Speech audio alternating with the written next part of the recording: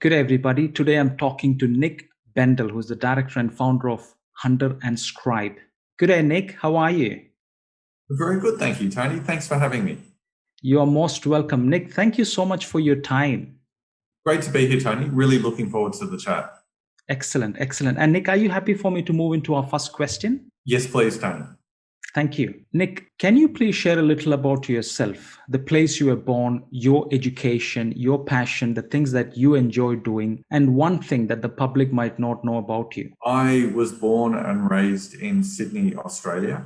I've lived here for almost my entire life, and I had a fairly standard upbringing. Nothing exciting from my childhood. When I finished school, I went to university and I studied media and communications.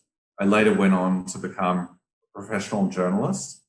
And to share something about me, which some people don't know, Tony, I'm in the process of having lunch with 500 strangers in 5 years. I started about 14 months ago, and so far I've had lunch with 134 strangers. How good is that, Nick? How good is that? I usually see your posts on LinkedIn, and that's a great way to connect with people, and good on you for doing that.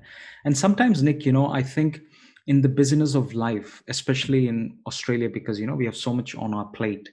I think people miss that opportunity to connect with individuals, and I think when you purposely do it through this initiative that you're having, I think you tend to appreciate the value of human interaction more, and people are able to see someone face to face, and I think the best discussions happen over a meal. So good on you, Nick, for doing it. Thank you very much, Tony. And I couldn't agree more with what you said a moment ago.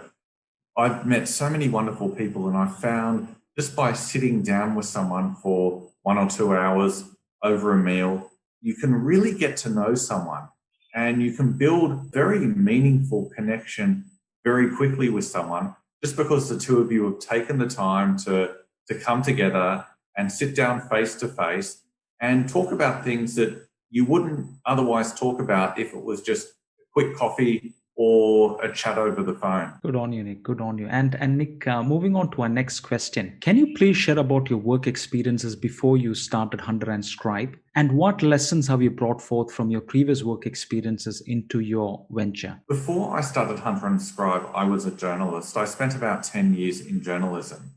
And I'll share a really important lesson that actually overlaps with these 500 lunches I've been having. I remember my very first job in journalism, Tony, years ago. I moved to a new place, a small country town, and I didn't know anyone. And my job was to fill the sports section in the newspaper. And I thought, how am I going to do this? I don't know anyone. Where are the stories going to come from? And from my first day, I realized that if I was going to succeed in this job, I would need to build a network because they're the ones who would be feeding me the stories. So that was one really important lesson. And then not long after, I learned another important lesson. I'd been in town about a month when someone just called me out of the blue and said, Nathan Blacklock, who was a famous rugby league player in Australia about 15 years ago, I was told that Nathan Blacklock was going to be passing through town. And the person gave me Nathan Blacklock's phone number. So I gave him a call, and Nathan Blacklock kindly agreed to do an interview with me. And he arrived in town a couple of days later. And I remember I had written his phone number down on a piece of paper. And I remember when I met Nathan Blacklock, I had the piece of paper in my pocket in case there was a problem and I needed to call him. I met him, I did the interview with him. He was really nice. And then I got back to the office, and I still find this strange. I literally scrunched up the bit of paper and threw it in the bin because I thought, well, I'm never going to need to speak to him again. And so I wrote the story, and about 6 weeks later, there was another issue, and there was a big story about racism in sport. And Nathan Blacklock was Aboriginal, so this was something he was very knowledgeable about. And at that moment, I thought he would be the perfect person to speak to. But I'd thrown away his phone number. I had met him, I'd gotten on well with him. He was a really nice guy. I'm sure if I'd phoned him, he would have given me a quote. But I'd just thrown away the number because I thought I was never going to meet him again. And so that taught me a really important lesson, Tony, which is the people we meet in life.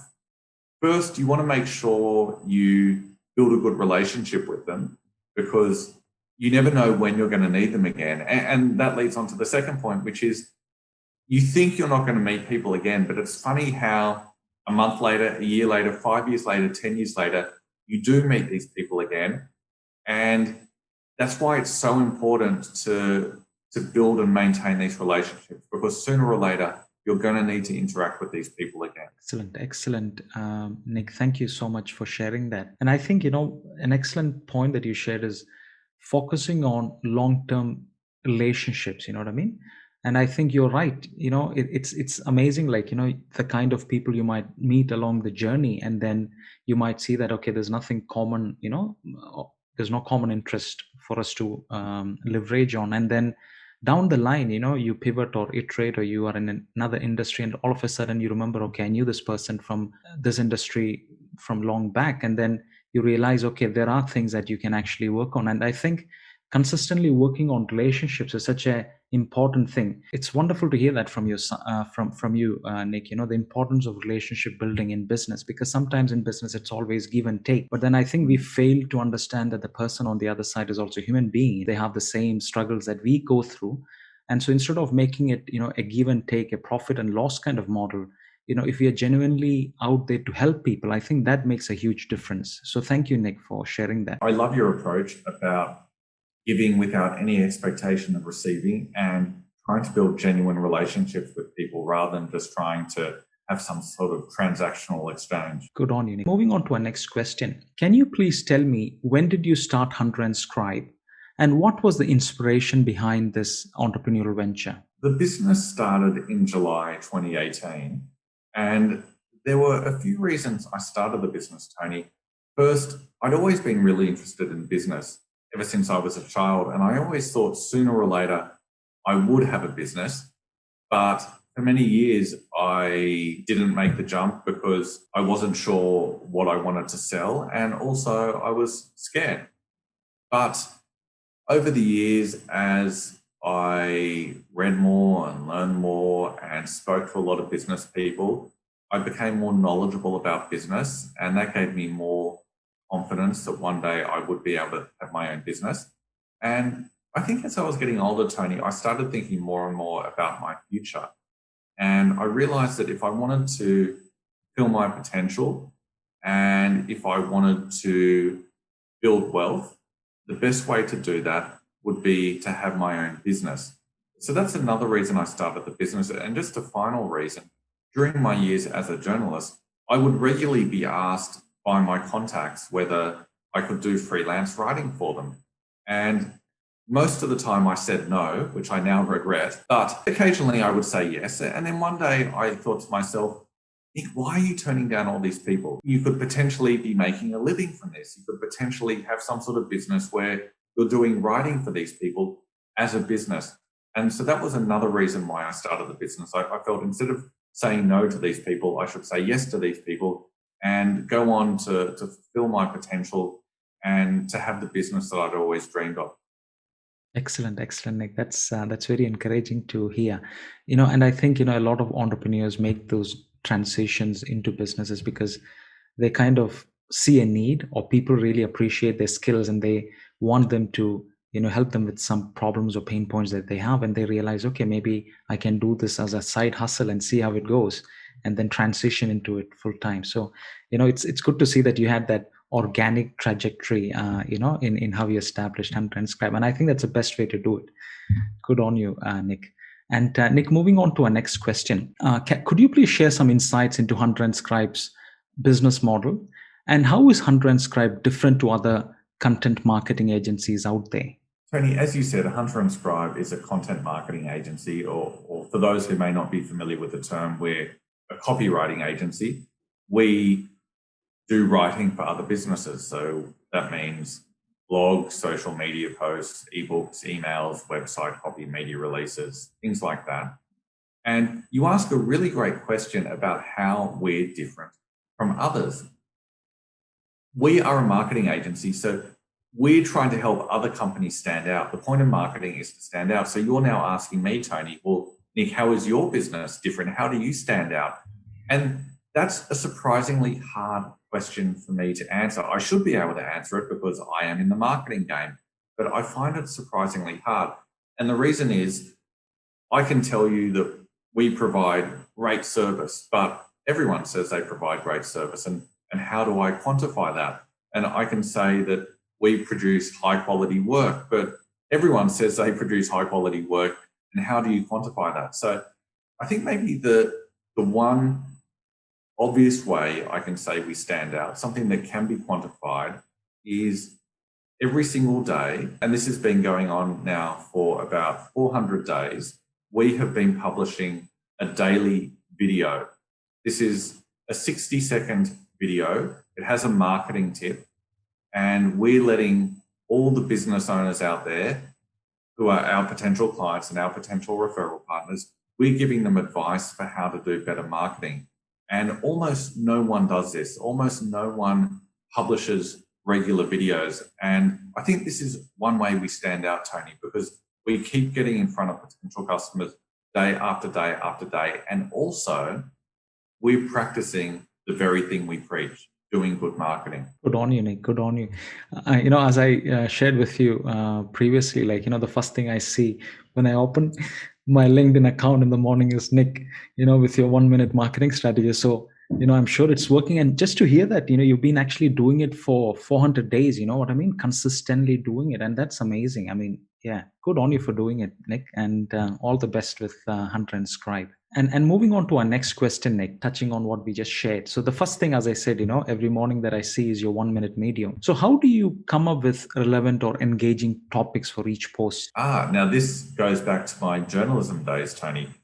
One of the things I learned during my journalism days, and I worked for different publications in different sectors, covering different industries, and I learned that no matter what field you're working in as a journalist, there are only ever 10 stories. You're just telling the same 10 stories day after day after day. You're coming up with fresh angles on the old stories, but it's just the same 10 stories day after day. For example, if you watch the 6 o'clock news, it's just the same 10 stories every night. Someone gets murdered, there's a fire, there's a car crash, the president does something, the government announces something. It's the same 10 stories every single day. And you asked the question, how do I keep coming up with new ideas for my videos? I've published about 400, but I've actually recorded another 250 or so that haven't yet been published. So I've recorded about 650 videos, but I haven't come up with 650 ideas. There are really only 10 ideas in those 650 videos. I just keep saying the same things again and again and again, but I come up with fresh angles on those old topics. It's interesting when you shared, it's actually 10 ideas you're trying to package in different ways and then market it out there for the public to consume. Telling the same story in different angles, with different viewpoints, I think it's a great way to get the message out there. So Nick, thank you. Thank you so much for sharing that. And Nick, moving on to our next question. So some things that stand out for me when I see or observe your marketing strategies: consistency, quality, and relevant content, and a face to the business, because you're always out there in the video, so people do not need to search for the person behind the business. And with your 500 lunches objective, a human being that is interested in listening to or helping others. Is there something that I have missed that you would like to add in relation to your marketing strategy? In relation to the marketing strategy, Tony, I would say the more times you get in front of potential customers and potential referral partners, the more they're going to feel like they know you, and the more they're going to feel like they have a relationship with you, especially if the way you're getting in front of them is with videos or with podcasts like these. Because when you're actually looking at someone, you feel like you're chatting to them or you're with them face to face. And so when people keep seeing me in these videos, they feel like they have a relationship with me. They feel like they know me, and that means they feel like they trust me.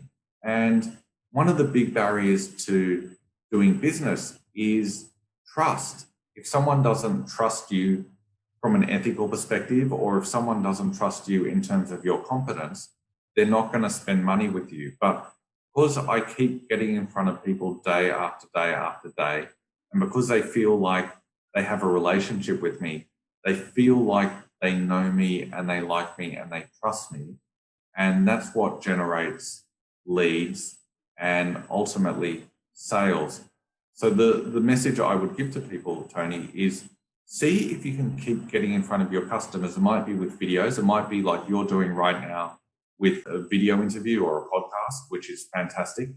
The more you can get in front of your potential customers and referral partners, the more they're going to trust you and the more sales you'll generate. Good on you, Nick. Good on you. And it's interesting you mentioned that word trust, because it's so much more than a word, isn't it? I mean, it's the whole package. You know what I mean? So we put ourselves out there. People see us for who we are. The way we engage, the language we use, and then, as you said, you get customers through that. But then the journey doesn't end there, isn't it? Because then it's actually the delivery of that product or service where you basically say, you can trust us with the quality of delivery, and you're going to see results.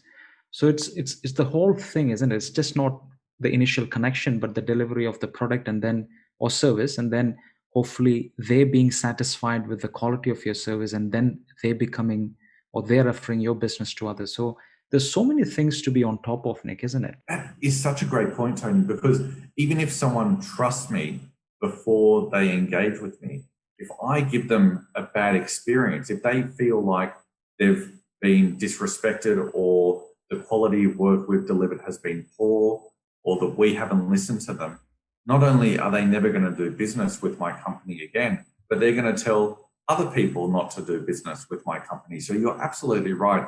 It's so important not just to win trust ahead of the sale, but to then build on that trust and maintain the trust even after they've given you their money. Good on you, Nick. Thank you so much for sharing that. And moving on to a more somber note, Nick, with our next question. So, has the current COVID-19 pandemic affected Hunter and Scribe? If yes, what have you done to mitigate its effect? If no, how were you able to ride the storm? I feel very lucky, Tony, because we haven't been affected. When the business was set up, the intention from the very beginning, so this was in 2018 when we set up the business, the intention was always to minimize our overheads and our fixed costs in order to maximize our profitability and to minimize the risk. And the biggest way you can do that is by not having an office. We decided from day one we would never have an office. And as a result, we weren't locked into expensive monthly rental contracts. So when coronavirus hit, we didn't have any issues there. And again, we were fortunate that our product is one that we deliver online.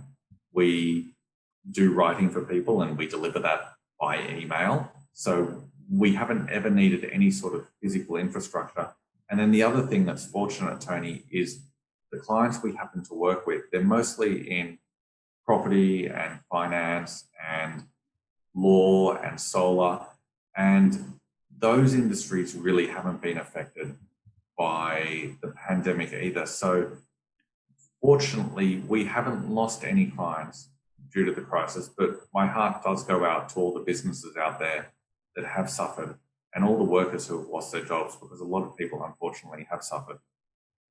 Thank you. Thank you, Nick, for sharing that.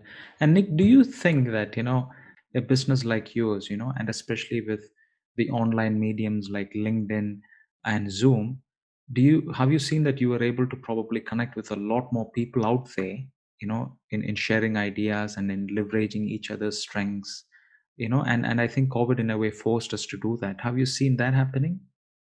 That's a really insightful question, Tony. I think you've really identified something important. Since maybe March, when coronavirus really became serious, I think people and businesses have become far more open-minded about doing things online. And as a result, they've become far more aware of how important it is to build a strong online brand, whether you're doing that as an individual or as a business. So this new environment just happens to suit Hunter and Scribe. Good on you. Thank you. Thank you for sharing that, Nick. And Nick, moving on to our next question. So moving forward, what are your plans for Hunter and Scribe? I feel like we've done only a tiny fraction of what's possible. I feel like there are so many more clients we can help. But the question then, Nick, is, well, why aren't you helping all these clients? And the reason comes back to marketing, Tony. The overwhelming majority of potential clients out there don't know we exist. And so my challenge as a business leader is to keep getting in front of more potential clients and referral partners every single day. The reason we've only done this much rather than this much is because only this many people know about us rather than this many. So our big challenge is to just keep getting in front of people day after day after day to really widen the number of people out there who know us. And the more we do that, the more customers we're going to attract. I wish that this was something you could just do kind of overnight, but it really is a long process. I liken it to filling a bathtub one drop at a time.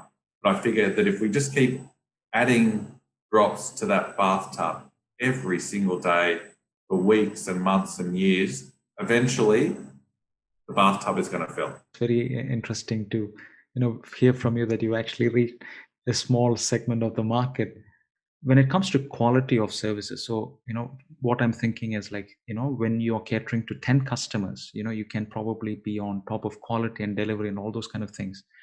But then, say for example, 100 people knock on your door, you might not necessarily be able to satisfy everyone. So do you choose who your customers are? This is a really good question, Tony. When I started the business, and you feel like, oh God, I just want clients, I want clients. I wasn't that selective. If you had a pulse, I would say yes to you. But now as the business has grown and we've built a reputation and we've been lucky to bring on board a lot of clients and a lot of wonderful clients, we've become far more selective with who we do business with. I can definitely see both perspectives. I remember when I started the business, I did have really experienced business owner friends tell me, Nick, you need to be really selective. And I understood where they were coming from at the time, but that was just hard to do in practice, where you feel this strong urge to bring in clients. Now, as the business has grown, we do have the luxury of being more selective, not just with which clients we accept, but which jobs we do for those clients. I figure, Tony, that as the business keeps growing, we'll probably become even more selective. I think that's just the natural evolution. Excellent, Nick. Thank you for sharing that. And Nick, moving on to our last question. So what are the life and business lessons that you would like to share with someone who is planning to start a business or venture in Australia? Oh, that is a good question, because as I mentioned, Tony, I dreamed of starting my own business for maybe 20 or 25 years before I actually did it. And one of the big things that held me back was fear. So I completely understand if there are people out there who do want their own business, but who are scared. One of the things, in fact, I'll tell you two things that helped me make the leap. First, I didn't quit my job the day I started the business. I actually had Hunter Scribe as a side hustle. I had a full-time job for a year. And then after a year, I cut back from 5 days a week in my job to 2 days a week. And that lasted for another 6 months. So for the first 18 months of Hunter Scribe, I did it as a side hustle. And slowly the business grew during those 18 months.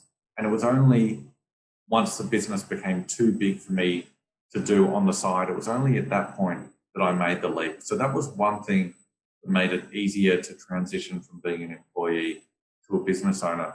And then the second thing, Tony, was I made sure I had a large amount of savings. So that meant that I wasn't going to sleep every night wondering if I'd be able to feed myself the next day. And it also meant that I didn't, even though I was hungry for clients, I didn't have a desperation to get clients. It meant that I didn't have to force sales that weren't there. It meant that I didn't have to tell people things that weren't truthful because I was desperate to get money out of them. So that, again, made it easier for me to make the leap. So my two pieces of advice, Tony, for anyone who's thinking about making the leap, maybe see if you can do it as a side hustle to begin with. And also make sure you have a large pool of savings so that there isn't that great desperation when you do eventually become a business owner. Excellent, Nick. Thank you so much for that advice. And I think, Nick, from what you are telling me, it sounds like you really planned it out very well. You really thought beforehand in how this is going to play out. You know what I mean? So taking it on as a side hustle and then realizing there's really a great demand for your service, and then slowly transitioning into, a full business model. And I think, it's also encouraging to see that you did have good savings in place, so that you don't have to worry about, your next, the next bill being paid. So that is also a great piece of advice. But also, Nick, I think a lot of entrepreneurs out there, they sometimes do not have the luxury also of having a big saving. So sometimes it might be, I have this great idea, I need to take this opportunity now and here. And some people just jump on board because they don't really have the luxury of having a saving. And so I think it is also probably a good advice to look for partners out there who probably share a similar vision, because sometimes I think businesses can be very lonely, when you take all that burden on your own. And so finding a co-partner or a co-founder who probably has a similar vision, but also is able to complement, on the skill sets, might also be a good way to, start a venture. Do you think that might also be a feasible idea, provided there is, sufficient funds as well?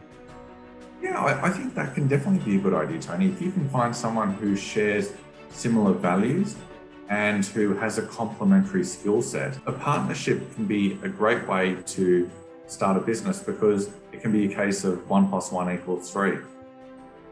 Good on you, Nick. Nick, thank you so much for your time, Nick. And I think, looking back into the conversation, or after talking to you, one thing I realize is, like, you're really a genuine people person. You know what I mean? Your drive is to basically help people. That is the consistent message that I'm seeing from your post, from your business, from your interaction with you, is that you're really interested in solving people's problems. You're really interested in looking after people. And I think that organically brings people to you, because at the end of the day, we are all human beings. You know what I mean? We all are emotionally wired to connect with people who really wants to make a difference in our lives or difference in our businesses. And I think that is wonderful to see. And along with that, Nick, because one thing that stands out for me is you're very disciplined. You're very consistent, and knowing that you already have 200 videos ready to hit the social media platforms in the coming days, is very encouraging. And I think that consistency and that people personality that you're trying to portray is seen in your videos and in your marketing strategies. And after having this conversation, I just feel that vibe from you, that you're really interested in helping people, in building long-term relationships. And that is very positive and encouraging. And I think that is a message that needs to go out into the business world as well, because a lot of people get into business and it's a very transactional relationship. I give you this, how much do I get back? But from what I'm hearing from you is that, it need not be a transactional relationship. It can be much more than that. It can be a learning experience. You learn a lot of things from other people, because we don't just simply start off out of nowhere. You know what I mean? We have been learning right from the time of our birth, from our parents, from our siblings, from our teachers, from the community we live in. So in a way, when we have those learnings and experiences, it is also in a way an obligation for us to give it back. And I think that is what I see you doing more of, Nick. And thank you so much for sharing that. And I wish you the very best with Hunter and Scribe. Thank you so much, Tony. I've really loved our chat. All the best.